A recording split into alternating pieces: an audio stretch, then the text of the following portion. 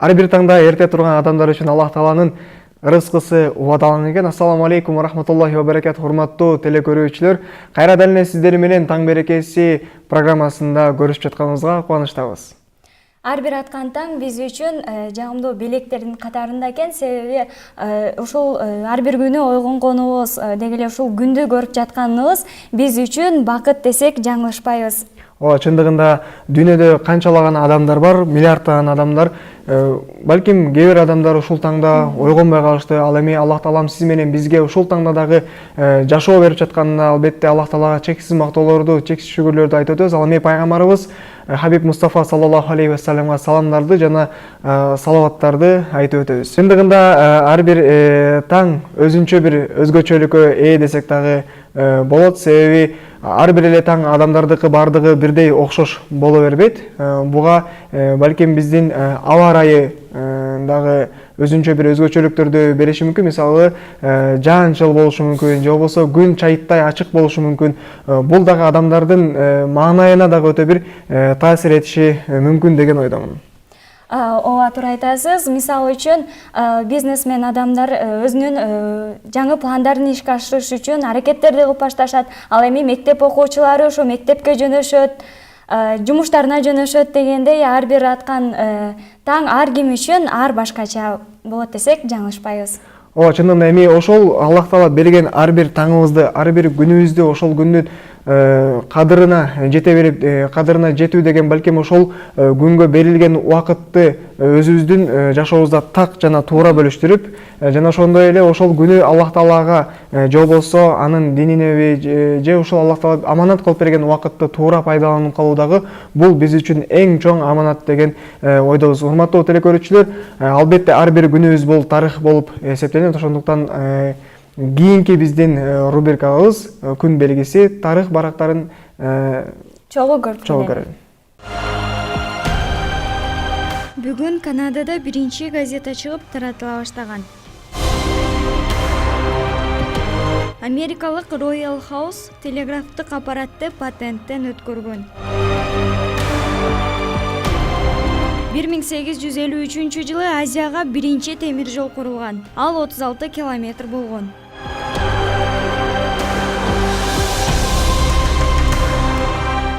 Ал эми Египеттин тарыхында конституция кабыл алган күн болуп эсептелет. Зимбабве мамлекети көз карандысыздыгын алган күнүн майрамдашат. Дүйнөнүн бардык бурчунда радио сүйүүчүлөр күнү белгиленет. Ал Францияда негизделген. 1925 жылы Советтик Украинада алгачкы жолу архитектура боюнча көргөзмө ачылган.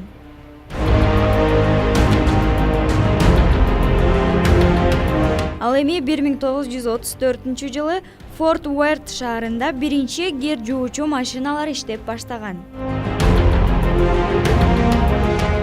Бүгүн тарыхый жерлердин жана эстеликтердин күнү. Бүткүл дүйнө тарыхый өлкөбүздү сактайлы деген ураан менен бул күндү белгилешет.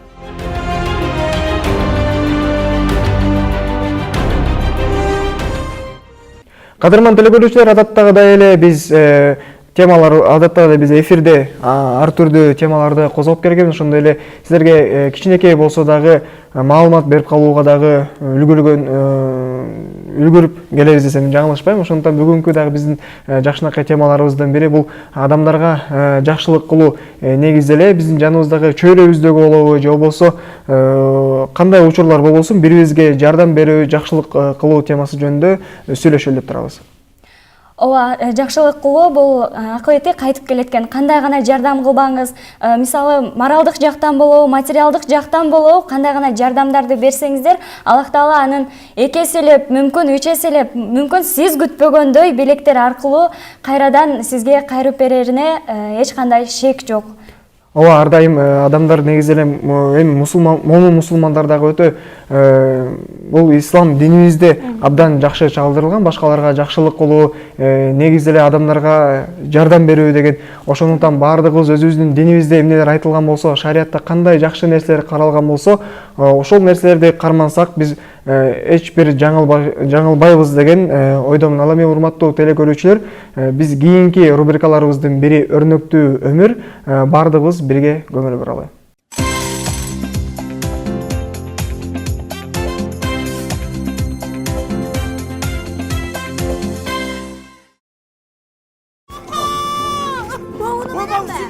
Куудул жана актриса. Актрисанын өзү сымыл көптөр үчүн көмүскөдө калып, Сакиш деген ат менен белгилүү болгон. Маданияттын мыкты кызматкери Алиманжан Корозов атындагы сыйлыктын ээси Айнура Тургунбаева тууралуу кененирээк айтып бермекчибиз. Айнура Тургунбаева 1968 жылы 9 январда Ала-Мөдүн районунун Арашан айылында төрөлгөн. 11 бир туугандын 6-сы. Тамашакөйлүк сапат атасынан өткөн. Атасы чукугандай сөз таап, катыра сүйлөгөн чечен, ошол эле убакта айылдын эң беделдүү, кадырлуу кишилеринен эле. Кандай гана маанилүү окуя болбосун, айылдыктар анын акылына таянышчу. Айнура Тургунбаева окуучу кезинде мектептеги маданий иш-чаралардан калчу эмес. Ошентип жүрүп эле кызыгып калат. Кээде бул нерсеге Таттуу Турсунбаеванын да таасири тийдиби деп ойлойт. Анткени Таттуу апасынын сиңдиси. Кичинекей кезинде ул актрисанын үйгө келип кеткени элес булас эсинде. Мектепти бүтүрөрү менен Кыргыз драм театрынын алдындагы 2 жылдык студияга тапшырган. Бир жолу актер Марат Жанталиев менен Кимдин баласы деген спектакльде аял күйөөсүнүн ролун ойноп калат. Анда күйөөсүнүн аты Бопуш, аялынын аты Сакиш. Актерлор ушул ролду аябай жеткиликтүү ойногондон улам болсо керек. Ошондон кийин эле экөөнүн өз аттары өчүп Сакиш Бопуш болуп чыга келишет. Актерлор 1987 жылы окуп жүргөндө Каракол драма театрынан таанышкан. Тандемдин түзүлгөнүнө 31 жылдан ашты. Учурда Бакен Кыдыкеев атындагы Жаштар театрында эмгектенет. Бир гана спектакльде эмес, кинодо да бир канча ролдордо тартылды. Айыл өкмөт, Күкүк шахра, Курманжан датка, Шаардык келин Шарапат Дереки, Абысындар, Менин ырым хит болот, Апал үпөл, Быйыл сөзсүз көйгө тием 3, Боз салкын, Эл укпасын, Ош Бишкек, Миллионердин сүйүүсү.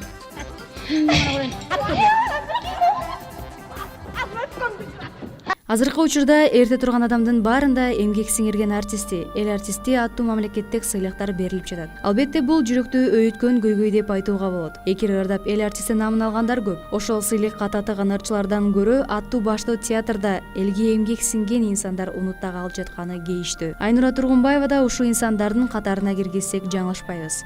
Нам үчүн жан үрбөгөн, элдин алкышына татыган, элге эмгеги сиңген актриса деп айтууга болот. Ушу кезге чейин мамлекет тарабынан эскерилбегени менен элдин эмгегине сиңген, эл сүйгөн айым деп айта алабыз. Сат, баарын сат, болбой калса колтуктардын түбүн сат. Баарын сата бер, сата бер.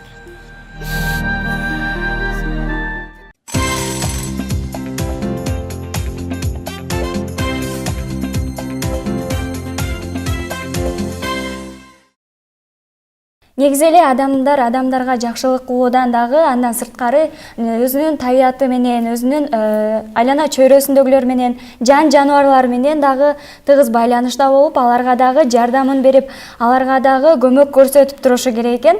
Анан дагы мен бир окуяны билем. Бир жаш жигит аябай суусап келе жаткан экен. Анан кудукту көрүп, ошол кудукка кирип суу ичет. Суу ичкенден кийин чыкса баягы жанында ит өтүп баратыптыр. Ал абдан суусагандыктан мындай басканы дагы жай болуп, аябай кыйналып кетип баратканын көрүп, ошол кайрадан кудукка түшүп, ошол көлөчүнө суу алып чыгып берген экен. Мына ошондо дагы ит өзүнүн мындай кандай десем, өзү рахат алып, ошол андан кийин өзүнүн демек ошол иттин дагы соолун алып калган экен. Соолун алып калат. Албетте урматтуу телекөрүүчүлөр, биз жеке эле жашообузда адамдарга гана эмес, балким ушинтип жаныбарларга дагы жардам көрсөткөнүбүз өтө абзел болсо керек. Ооба, бизге дагы андан тышкары ооруп калсак, же болбосо бир кандайдыр бир кырсыктарга учурап калсак, бизге дайыма дарыгерлер жардам берип келет. Аларды дагы жардам деп эсептесек болот. Анда ошо жардам тууралуу сөз болуп өткөндөн кийин биринчи байлык рубрикабызга кезекти берсек. Бирге күбө бололу.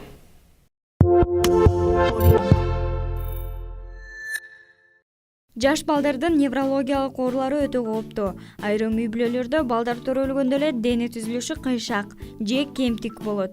Алардын көпчүлүгү шал оорулары менен ооруп, келбети өзгөрүп, кыймыл аракети начарлап, сүйлөгөнү түшүнө албай калуу коркунучу бар. Мындан тышкары тең салмактуулуктун бузулушу акыл эстин өсүшүнүн кечеңдеши менен шартталат. Неврология оору бул балдардыкы жанагы бул мээ менен байланыштуу, жүнүн менен байланыштуу оорулар болот да.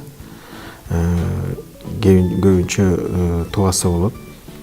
Бул нерв оорулары жанагы кош бойлуу болгондо, төрөлгөндө аргына себептеринен байланыштуу.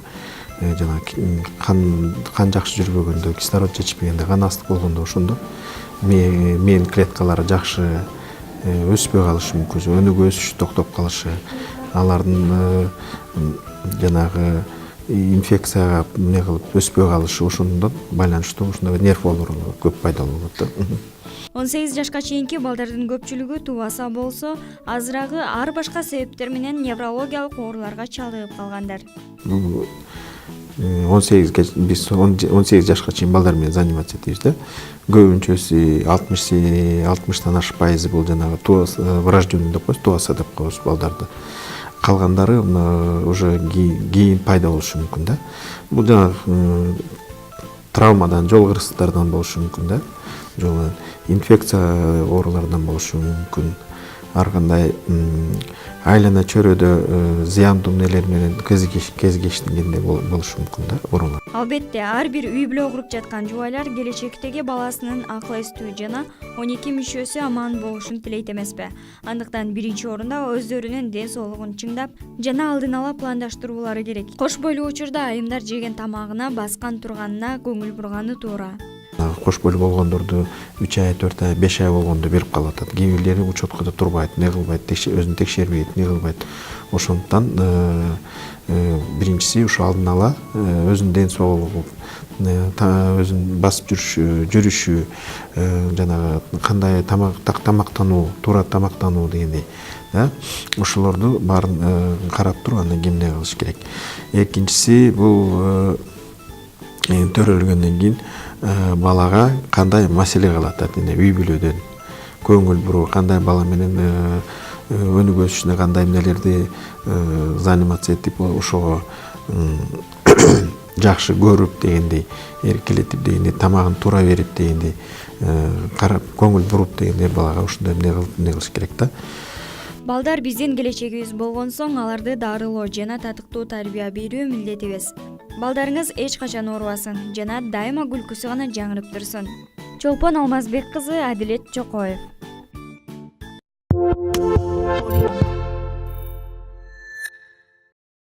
Албетте, урматтуу телекөрүүчүлөр, чындыгында Аллах Таалам адамдардын акысын бергиле, негизделе жакшылык тууралуу өтө көптөгөн аяттар, ошондой эле пайгамбар саллаллаху алейхи вассаламдан дагы хадистер айтылып келет. Чындыгында ошол эле ата-энеге жакшылык кылуу, же болбосо бир туугандарга жакшы мамиле кылуу, ошондой эле тегерек айлана чөйрөгө дагы жогоруда сиз айтып өткөндөй жакшылык кылуу дагы бул өтө бир жакшы аяттар менен, ошондой эле хадистер менен баса белгиленип келет. Чындыгында эгерде кимде ким өзүнүн колундагы бар нерсеси менен башка адамдарга жакшылык кыла турган болсо, албетте анын сөзсүз түрдө акыбети кайтат. Ошондой эле эгерде кимде кимдин колунда бир жакшылык кылуу турган болсо, албетте мүмкүнчүлүк бар болсо, башка адамдарга бериши дагы бул абзел деп эсептемекчимин. Негизи айтылат го, алган колдон берген кол артык деп.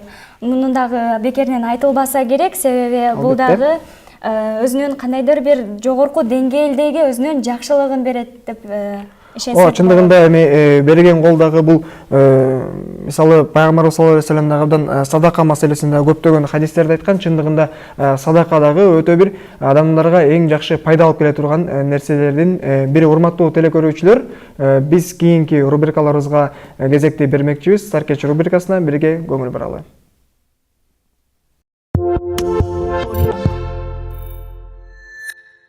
Юбка аял затынын өзгөчө мусулман айымдарынын гардеробунун негизги бөлүгүн ээлейт. Ал эми ислам дининин талаптарына жооп берген жана жооп бербеген да түрлөрү болот. Мен кийип турган юбканын тарыхына токтоло турган болсок, байыркы Грецияда айымдар эмес, өзгөчө эркектер дайыма кийип жүрүшкөн. Ал эми айымдар болсо кадимкидей эле узун көйнөктөрдү кийип, ал көйнөктөр 15-16 кылымдарда гана эки бөлүккө ажыраган. Анын астыңкы бөлүгү дал ушундай юбкаларга айланган. Азыркы учурда дагы Шотланд элиндеги мырзалар юбка кийип жүргөндүгү менен өзгөчөлөнөт. Ал эми дүйнөлүк модада юбка эч убакта өз актуалдуулугун жоготпой келет.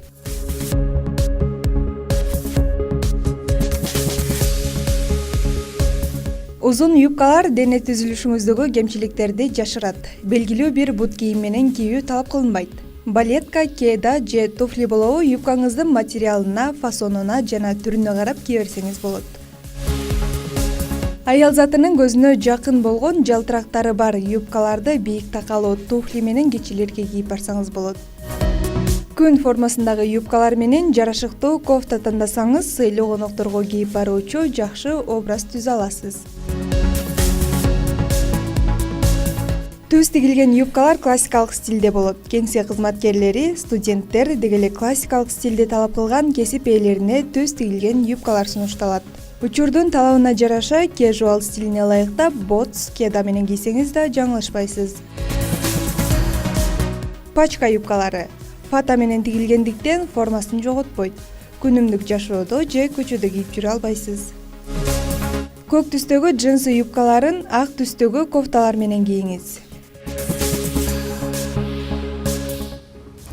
Албетте өзүңүзгө жаккан юбканы тандап алган соң, анын өңү түсүнө, түзүлүшүнө жана материалына карап, анын түсүнө дал келген кофтаны тандап алсаңыз, сизди өзгөчө сулуулуу көрсөтүп, көркүңүзгө көрк кошот. Мисалы, мен азыр кармап турган юбкага бул түстөгү, ошондой эле бул фасондогу кофталар жакшы жарашат.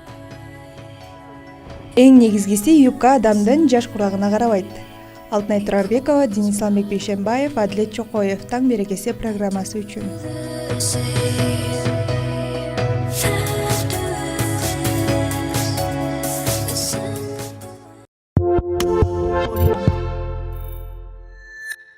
Албетте урматтуу телекөрүүчүлөр, жакшы рубрикалардан кийин сөзсүз түрдө бүгүн бизге адаттагыдай эле коногубуз бар. Албетте сиздерге жакшы маек куруп берип жана ошондой эле бүгүнкү эфирибизди кызыктуу кылып беребиз деген ишеничтебиз.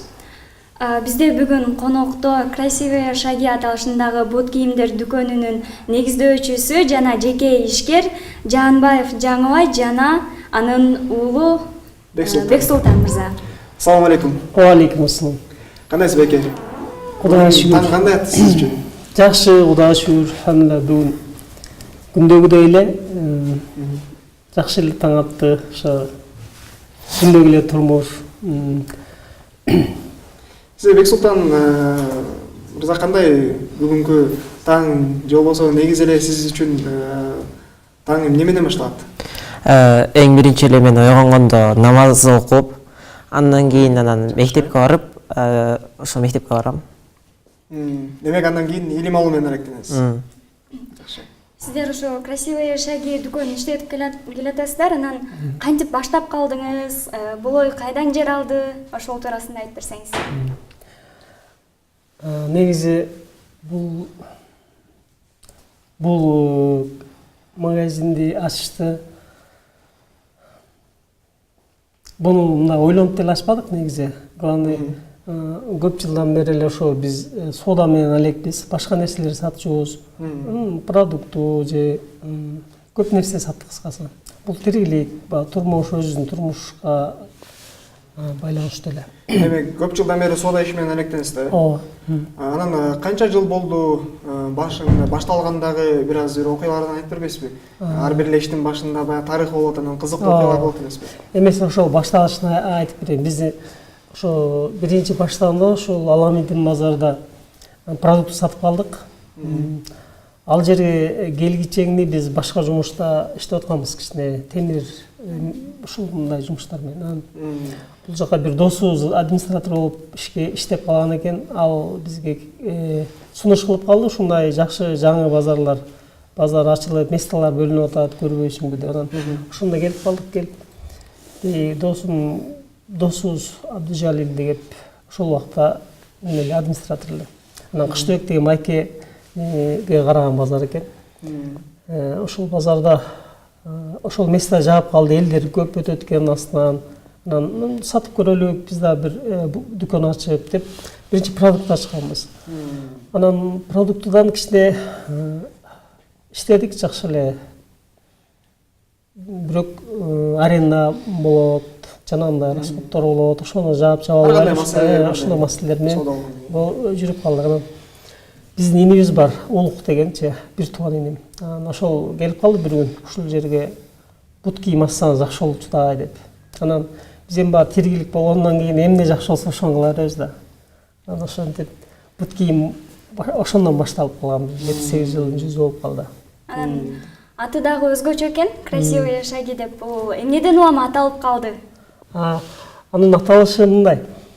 Биз биринчи бут кийим коюп алдык. Анан продукт сатып атпадык. Продуктунун жарымында продукту, жарымында бут кийим башталган. Анан тазалагыч ошондо болуп калды. Анан аты да жок. Аты башында арзан болчу, эми арзан сатып болупту, сен ада сатабыз деп, продукттун аты ошондой эле да. Продуктовый магазин аты. Анан тиги кандай ат коебуз деп эле ойлонуп калдык. Ойлонуп калсак тиги келинчегибиз, мастуратыбыз айтып калды. Красивый шаги деп коелу деп, себеби алат. Жаптыр бир бут кийимде ошондой фирманын аты экен. Негизи красивый шаги жакшы болот экен деп. Ошондой эле болуп калды негизи, анын тарыхы деле жок. Ошо келинчегибиздин сунушу менен эле коюлуп калган да. Анан ошол өзгөчө аталыштагы экен деп балким кардарлар тартылган учурлар болду. Мисалы, мага абдан жакты аталышы. Биз дагы ошол аталышы жакшыраак экен деп коебуз, бирок эске тутуп калганга жакшыраак экен да, мындай красивый шаги десе, бир жерден окудум эле, бардык жерде эле кездештире бербей турган, ушул жерде ушундай магазин бар эле деп эстеп калышкандарына жакшы окшойт да деп ойлойм да. Азыркы учурда ошо Бишкек шаарында дагы бир эле эмес, бир 3 жерде жана башка жерлерден көрүп атабыз, көп эле көчөлөрдөн. Анан кантип жетишесиз жалгыз өзүңүз? Ошол дүкөндөрдүн бардыгына түшүндүм. Негизи бул дүкөндөр бизге кыйынчылык деле жаратпайт. Негизи ал жакта бүт эле өзүмдүн жакындарым, туугандарым десем болот. Анан бизге иштеген, жумушка келген кыздар деле көбүнчө бизде ошо кыздар иштейт. Бизге ошо тууган катары болуп калат да, мындай мага ошондой сезилип калат. Кызымдай, карындашымдай көрүп калам. Чогуу иштеп. Анан ошого көбүнчө эле ошол сатуучуларыбыз, колубузда иштеген адамдар жардам берет да мага. Ошолор бүтүрүшөт. Биз эми сүртөн эле карап турабыз. Кеңеш берет. Анан эми ар бир эле баягы бизнес кылып жаткан адам өндүрүш жаатындагы ойлонуп жүрөт эмеспи? Анан эгерде көп жылдан бери мынтип бут кийимдер менен иштеп жатсаңыз, өзүңүз дагы ошол Кыргызстандан балким бут кийим өндүрүү максатын ойлоп жатасызбы? Бул негизи жакшы суроо болду. Өндүрүш өзүбүздө өнүксө жакшы болмок. Бирок баягындай ойлогон ойду кыстаган турмуш керек дегендей. Бизге караганда бул Кытайда адамдын жумуш кылуу арзан да, ал жакта жумушчулар арзаныраак иштейт. Ушундай шарттар бар дегендей. Техника өнүккөн. Анан бизде кичине ушу өндүрүш жагы кичине аксап турат да. Бизде себеби биринчи эле дегенде жанагындай налог же бул өкмөт жактан бериле турган шарттардан эле эмес, биздин элде эле анчалык муктаждык жок да биздечи. Жашоо негизи шүгүр десек болот, жеңил деп айтсак болот. Кытай мамлекети менен салыштырганда. Бизде мен оюмча да, ар кимдин көз карашы ар кандай го, мен оюмча ошондой. Анан эгерде бизде ошондой өндүрүштү өнүктүрөлү десек, мисалы мен ошондой бир нерсе ача турган болсок, Кытай менен конкурент болуш бизге кичине азыр эртерээк деп ойлойм да. Бирок баягы оюңузда келечекте максатыңыз барбы? Келечекте Кудайым буйрса эми бир өндүрүш кылабыз деп өзүбүз андай максаттар негизи чындыгын айтсам жок. Бардык эмне жумуш кылсам ошол өз убагында жана талапка жараша болуп келген да. Негизи ошондой бизде жанагындай өндүрүш бир нерсени чыгарганга азырынча көргөн жокмун да. Негизи башка тармактан өндүрүштү өнүктүргөнгө биз муктажыраакбыз деп ойлойм. Себеби бул бут кийим эмес. Биздин ошол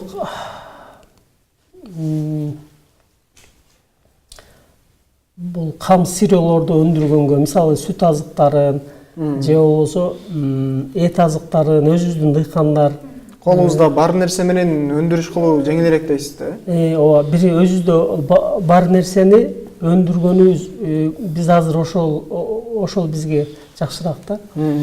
Биринчи жеңил өнөр жайы деп өнүктүрүш керек го деп ойлойм. Ошол жакта пландар бар.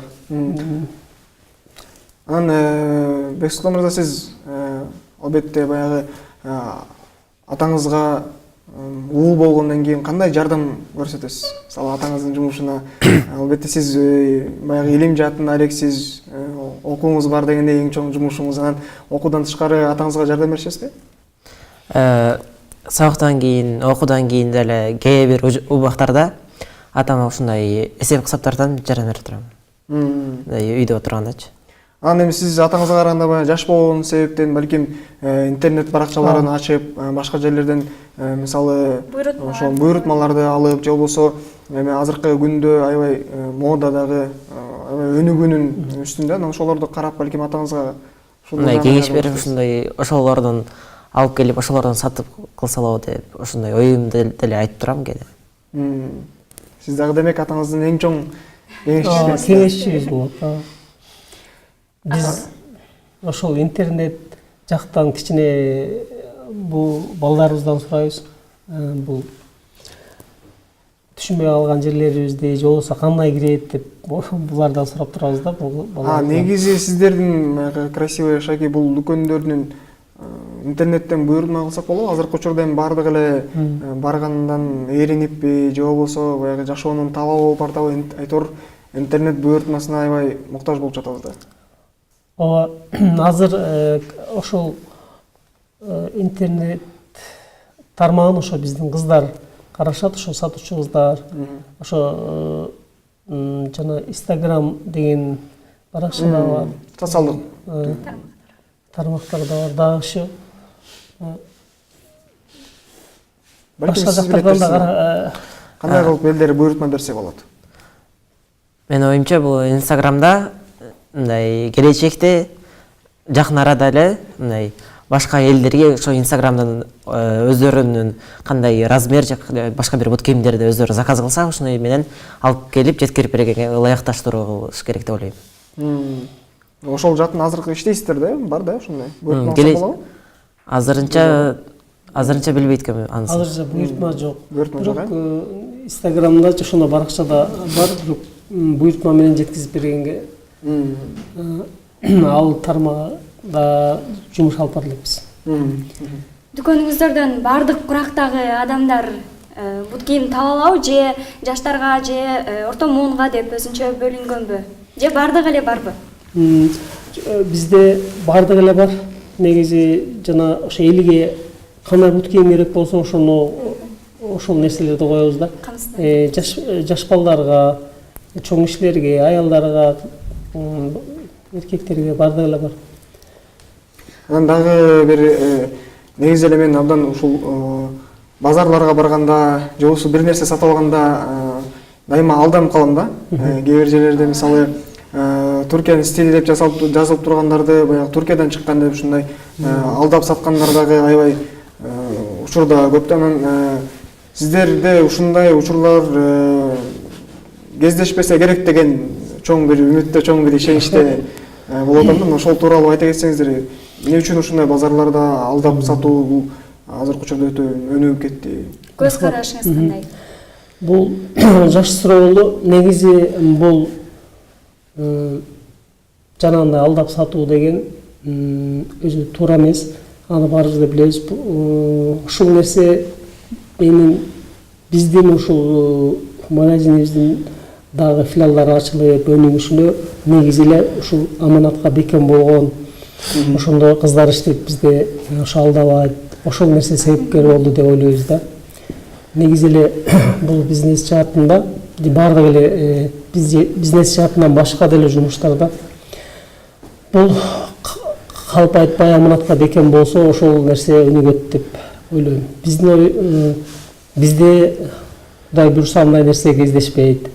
Негизи эле азыр биздин коомубузда азыр жаштар, азыр элибиз жакшы эле түшүнүп калды. Бул алдаган туура эмес. Бул шариатта сооданын өзүнүн жолдору бар. Анда калп айтканга болбойт, жанагындай харам болуп калат деген түшүнүк жакшы жайылып келе жатат. Сиз айткан жанагындай алдап кеткендер кичине азайып калды деп ойлойм. Негизи биздин магазинде көбүнчө намаз окушат жумушчуларыбыз бар. Диндеги адамдар. Анан кийин алар кичине билишет, анан калп айтса болбойт экенин. Анан бизде ошол нерсени негизи талап кылабыз. Бизде Кытайдыкы болсо Кытайдыкы деп сатылат, Түркияныкы болсо Түркияныкы деп, же болбосо кожа болсо кожа, кожа эмес болсо кожа эмес. Өтө маанилүү нерсе ошол нерселерчи. Ошол бизнестин жүрүшүнө ошол нерсе жакшы файда берет да. Эгерде калп айтпай анык нерсе чындыкты айтып аткан болсо, клиенттер да кайра келчүдөй болот, келе турганына шарт түзүлөт да.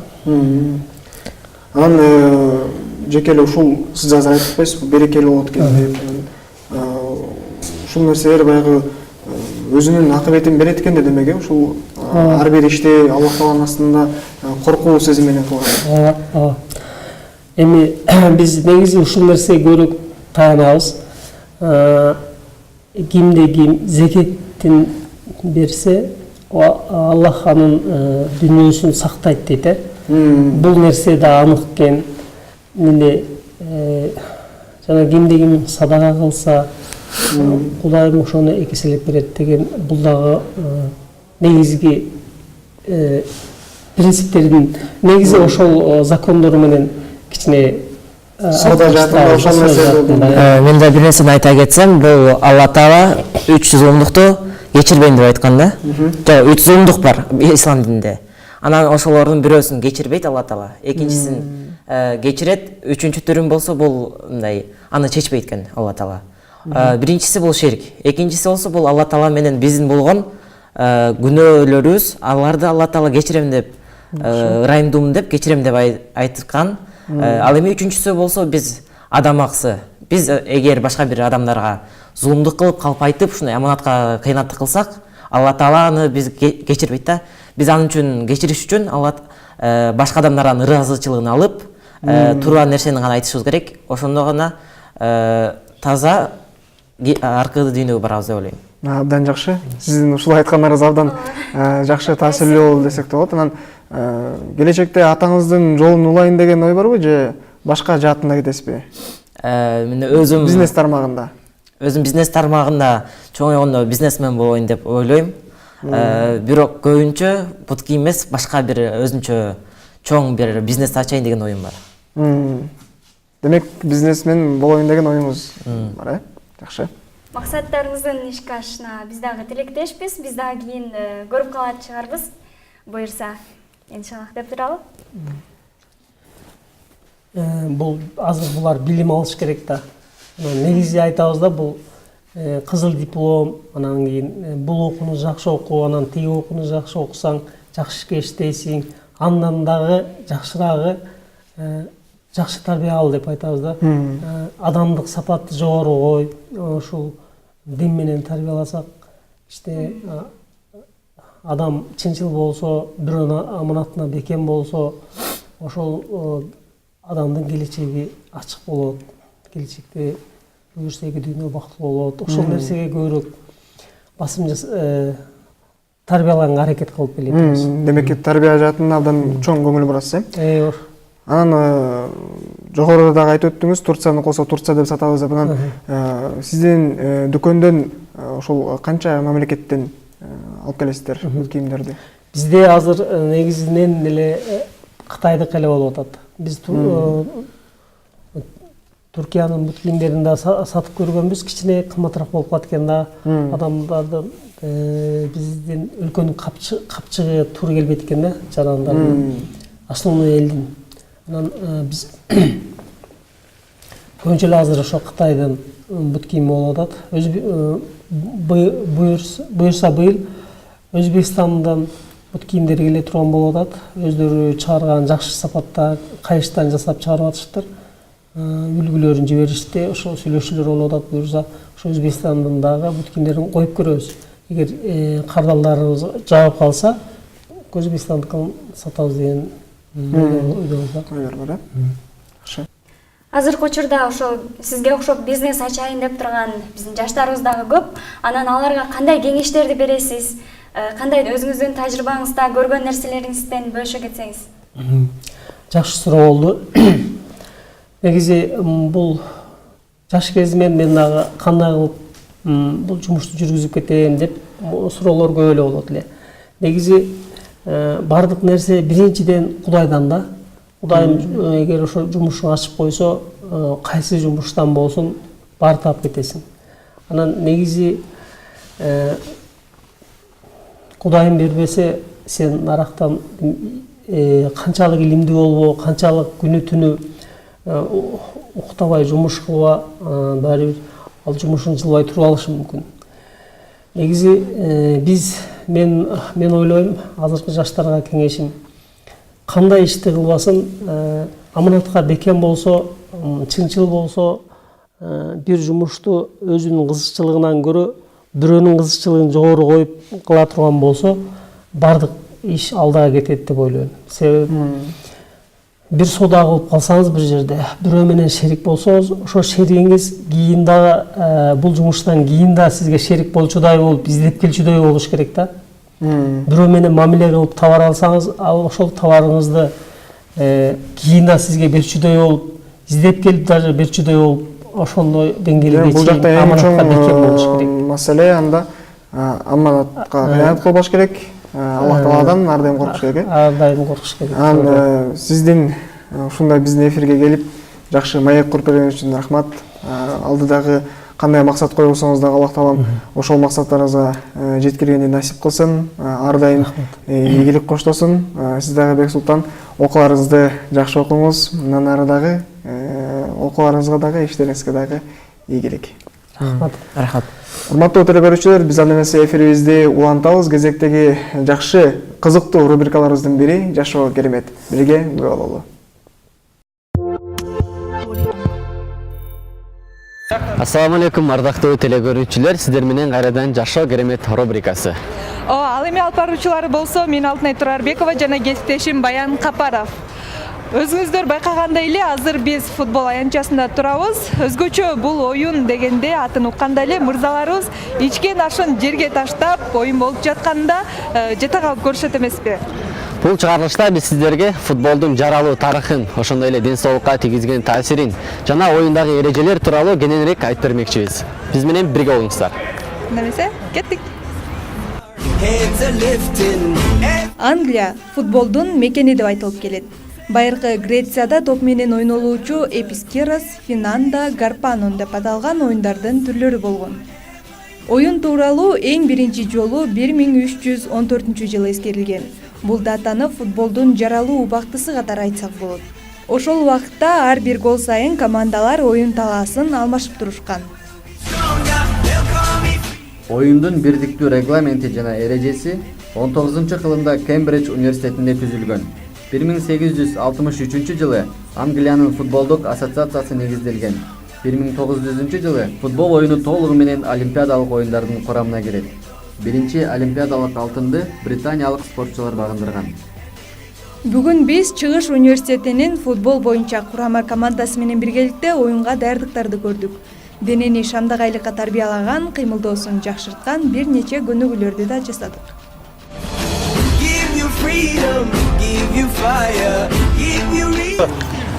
Сырты менен Урматтуу телекөрүүчүлөр, мындай машыгууларды футболго чыгаардан мурун жасап албасак, өзүбүздүн ден соолуктарыбызга чоң терс таасирин тийгизип коет.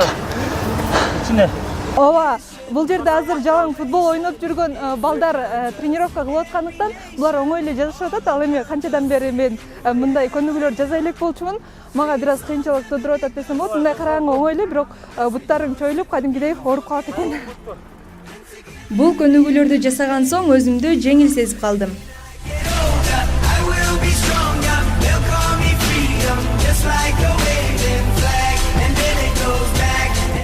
Бул биздин толку боюбузду жумшартып, тез чуркашыбызга жардамын тийгизди. Дүйнөдөгү эң популярдуу болгон футболдук оюнду эки команда көрсөтүп берди.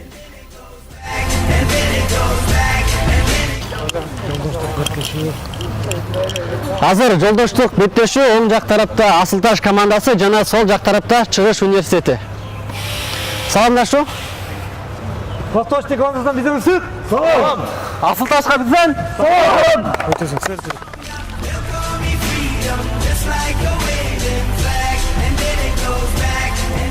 Футболдук беттеш дарбазачыны кошкондо 11 оюнчудан ашпаган эки команданын катышуусунда өтөт.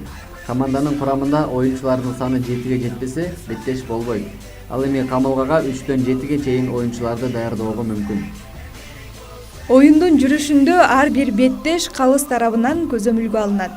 Оюн учурунда эрежени бузуу катталса, калыс аны айып кагазы менен жазалайт. Сары айып кагазы оюнчуга эскертүү берүү. Ал эми кызыл айып кагазы оюнчуну оюн талаасынан чыгаруучу белги болуп эсептелет.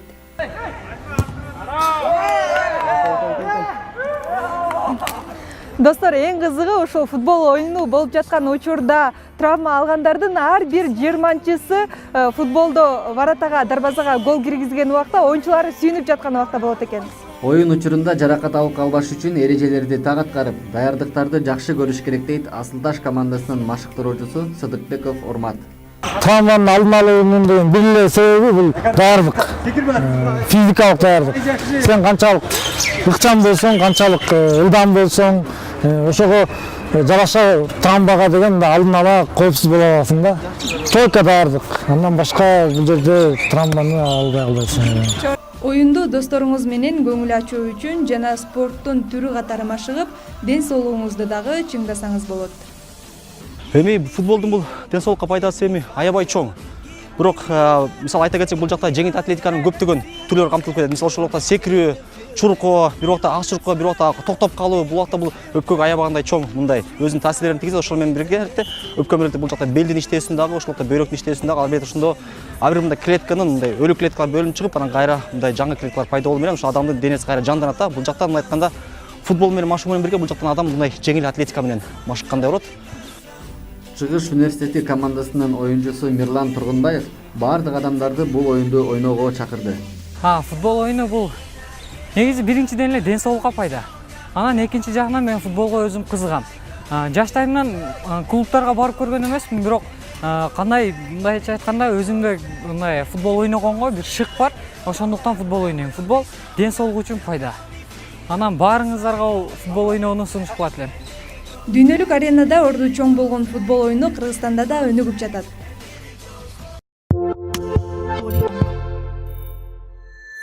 Жакшылыктын эрте кечи жок деп кыргыз эл макалында дагы абдан жакшы айтылган. Мунун дагы өзгөчө бир өзүнчө мааниге ээ деп дагы ойлойм. Себеби дегенде адамдар көбүнчө учурда эми ал учурда өтүп кетпедиби, балким эми мурда кылыш керек болчу, же болбосо кийин кылабыз деп. Ошондуктан урматтуу телекөрүүчүлөр, ар дайым жакшылык кылууну, эгерде бир адамга жакшылык кылууну ойлоп, же болбосо ошону максат кылып жүргөн болсоңуздар, анын эч качан эрте кечи жок.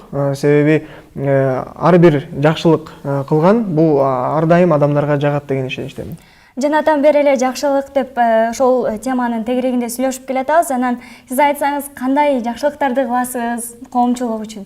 Эми азыр мен эң чоң жакшылыгым менин университетте окуп жатышым, ошол билим алып жатышым жана ошондой эле билимимди негизи эле ошол элиме арнап кийин ошол элиме жакшылык кылам деген ишеничтемин. Ошондой эле албетте биз дагы ар дайым ушул дин жаатында илим алып жана ошондой эле элдерге дагы пайгамбарыбыз саллаллаху алейхи вассалам айткан менден бир аят же хадис болсо да жеткизип калгыла деген ошол сүннөттөрдү карманып элдерге ушундай эфирлерде жакшы пайгамбар саллаллаху алейхи вассаламдын хадистерин же болбосо Курандан аяттарды айтып элдерге жардам бергенге аракет кылабыз. Ошондой эле албетте көчөдө дагы өтө бир жакшы иштерди кылган учурлар дагы келет. Мисалы таштандыларды алып салып коюу же болбосо көчөдөн бир адамдарга зыян бере турчу нерселерди алып коюу дагы бул дагы ойлойм адамдарга болгон жакшылык болуш керек.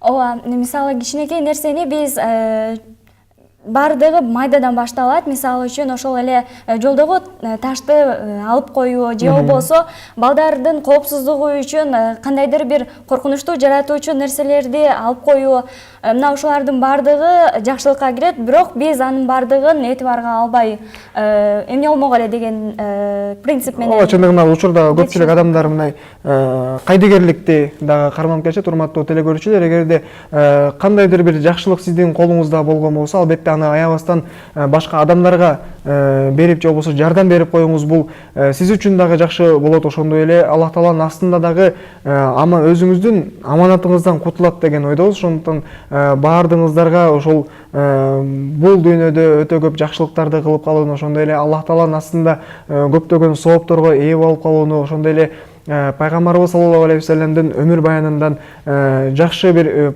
пайгамбарыбыздын таасирлүү жакшынакай окуялары бар. Ошолордон дагы балким сабак алып башка адамдарга дагы көптөгөн жакшылыктарды кылат деген ишеничтебиз. Ооба, ошолордон дагы алар дагы айтып калышкан болсо, эгер ошол амалдарды аткарган болсо, анын дагы мисалы сиз айткан аяттарды, хадистерди ошол адам аткарып жаткан болсо, ал адамга дагы жана сизге дагы анын сооптору 100 эселеп, 1000 эселеп тийип турат. Урматтуу телекөрүүчүлөр, биз ушуну менен бүгүнкү эфирибиздин жыйынтыктайбыз. Кийинки эфирден көрүшкөнчө, ассаламу алейкум. Саламатта калыңыздар.